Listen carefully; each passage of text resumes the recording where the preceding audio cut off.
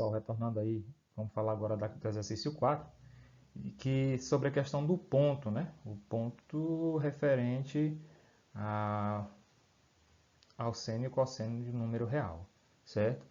E aí eu queria que vocês prestassem atenção quando eu falei para vocês sobre a questão dos arcos trigonométricos, quando eles são em radiano, certo? Que eles são diferentes da questão do grau. Em que sentido? É porque cada arco radiano desse aí, eles representam um número real, certo? Então, vamos ver aqui se o meu arco radiano, ele é π sobre 6.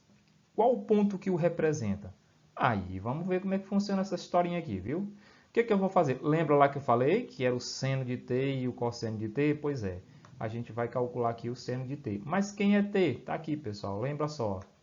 Tá aí, ó, viu? Estou trocando o t aqui por π sobre 6. Só que a gente já sabe que seno de π sobre 6 é 1 sobre 2, certo?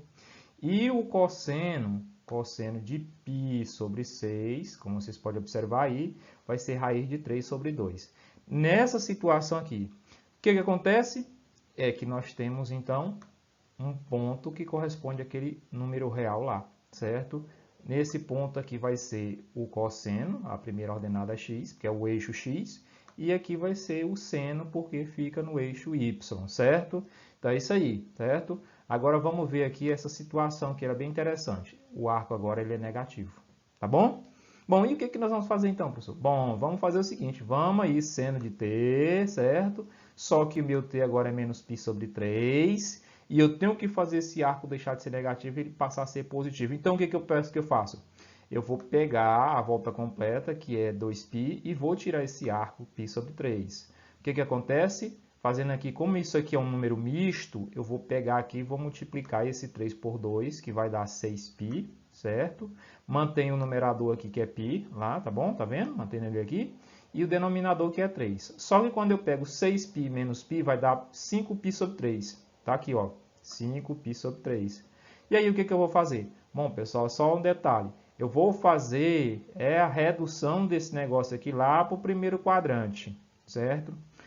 Bom, é um assunto que a gente ainda não viu, certo? Mas eu só depois a gente vai ver como é que faz essa redução, mas eu vou dizer bem aqui uma coisa para vocês, ó. 5π sobre 3, ele equivale a π sobre 3 lá no primeiro quadrante, ou seja, como se ele fosse lá 60 graus. E nesse caso a gente já sabe que o seno de 60 é o quê? É raiz de 3 sobre 2. E agora vamos ao cosseno de t. Cosseno de t, pelo mesmo motivo, vai ser o cosseno de π sobre 3, assim como fazendo aquela transformaçãozinha que a gente vai encontrar 1 sobre 2.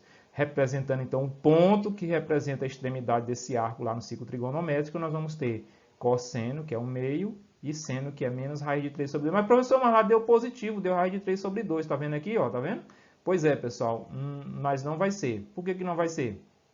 Nós estamos falando de um arco que está em que quadrante? Esse arco aqui ele está lá no terceiro quadrante. E no terceiro quadrante o seno é negativo. Certo? Tá entendendo? Aliás, no terceiro quadrante não, no quarto quadrante. No quarto quadrante o seno é negativo e o cosseno é positivo. Certo? A gente vai também poder observar isso aí. Então vamos aqui, ó. Com essa função definimos o cosseno, seno de um número real t. Dado um número t pertencente aos reais, seja p de t, certo? Um ponto de coordenadas x e y, como a gente viu ali anteriormente, certo? Em que? Quem são essas coordenadas? Bom, x, tá? Que é a ordenada do ponto t, vai ser a x, não, o y vai ser o seno, ok? Tá aqui, coloquei bem aqui, tá? Mostrando isso. E o x vai ser o cosseno, ok? Então, tá aí a situação. Seno de t é a ordenada do ponto e o cosseno de t vai ser a abscissa do ponto.